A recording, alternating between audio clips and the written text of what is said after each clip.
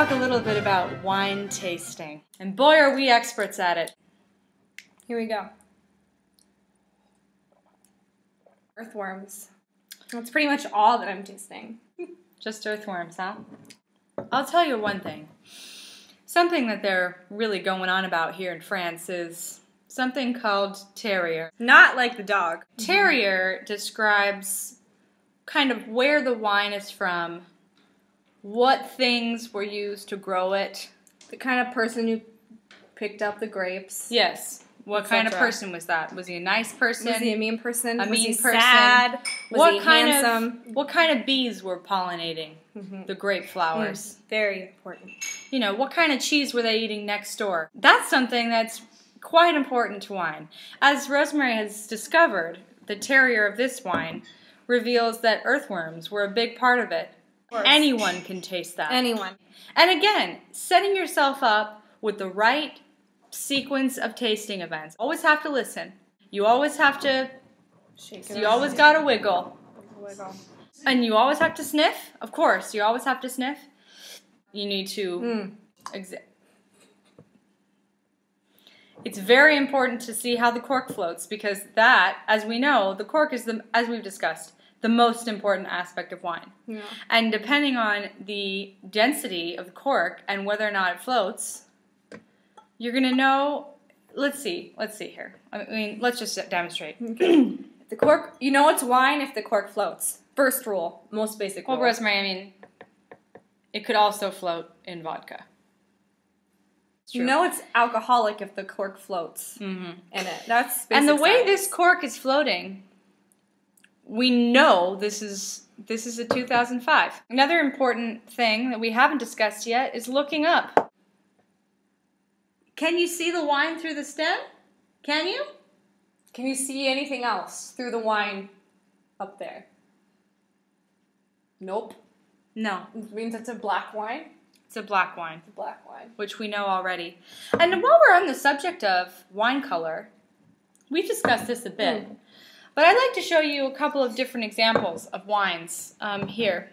Let's see, this one's a black wine. Black wine. But as we've also discussed, it's difficult to tell because it's a dark colored bottle. This we have kind of a yellowish wine, which is referred to in the wine industry as clear wines.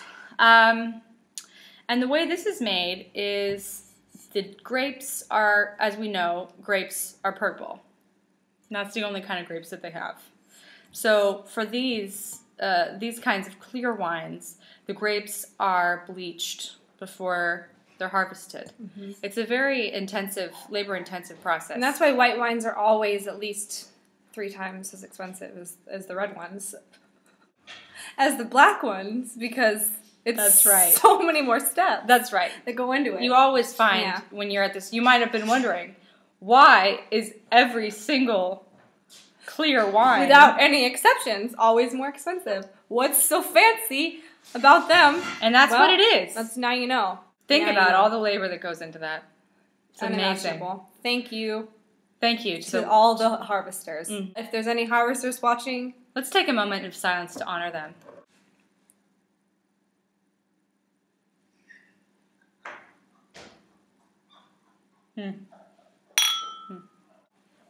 Moving on. Another kind of wine, well, it's called rosé, which is, it's rose-flavored wine. It's in France, they have a different way, it's a more fancier way of saying rose, which is rosé. I mean, it's kind of contrived if you ask me.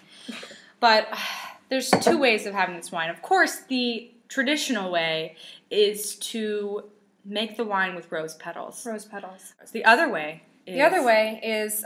when you don't have rose petals around, or rose water, that works too. That works too, exactly. Is you mix together white and red wine, and that makes rosé. So here, we're going to show you.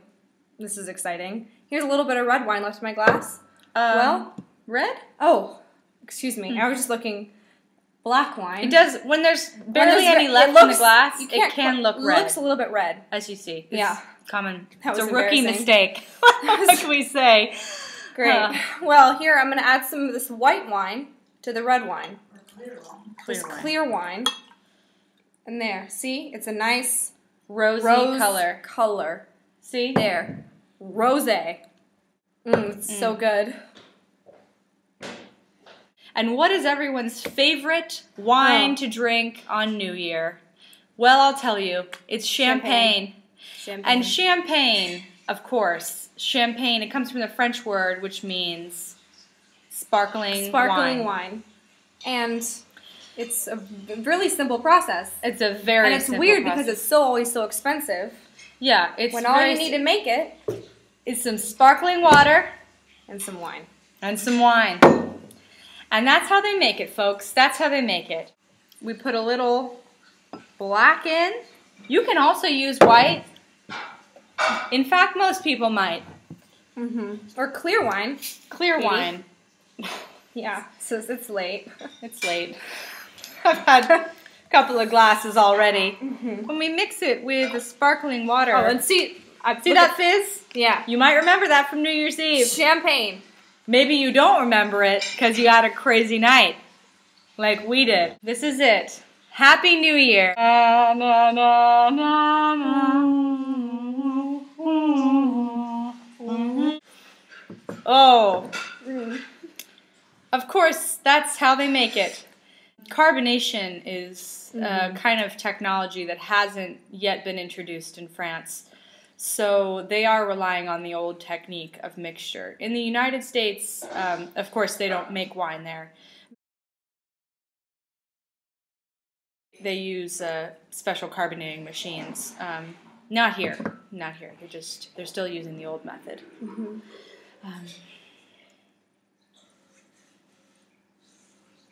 I'd just like to enjoy this beautiful glass of homemade rosé. So I'd like to enjoy this beautiful glass of homemade champagne.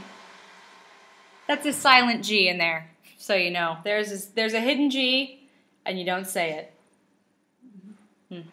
It's like my sister always says, French people hate pronouncing consonants. They never do it. Oh. All right, well, that's a night. Thank you so much for joining us. Until next time, this has been an episode of Why Not?